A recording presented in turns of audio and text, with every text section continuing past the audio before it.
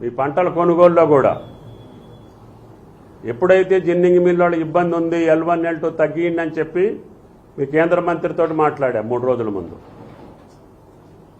కార్యదర్శితో మాట్లాడా, నిన్న ఉదయం CCI వాళ్ళని పిలిపించి జిన్నింగ్ మిల్లు వాళ్ళని పిలిపించి రిజాల్వ్ చేసి వాళ్ళు చేసినా చేయకపోయినా మీరు కొనుగోలు చేయండి అని చెప్పి వాళ్ళని రిక్వెస్ట్ చేసి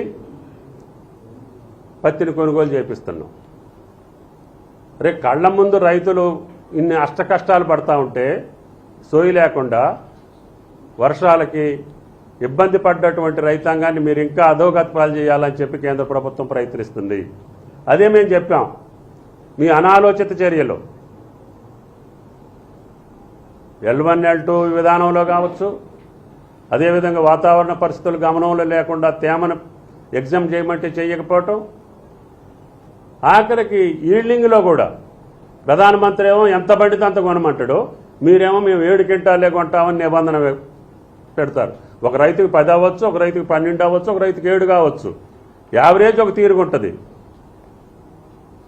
అది అర్థం కాకుండా అది కూడా ఎప్పుడు నెల రోజులు కొనుగోలు అయిన తర్వాత మీరు ఆ నిబంధన పెట్టారు.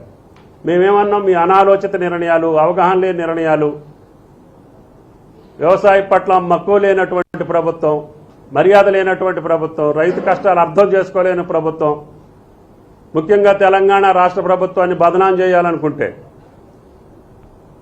మా రైతాంగానికి తెలుసు మేము పడే కష్టం, మేము పడే శ్రమ. భారతదేశంలో అత్యధికంగా వరి పండించినటువంటి ఏకైక రాష్ట్రం తెలంగాణ రాష్ట్రం.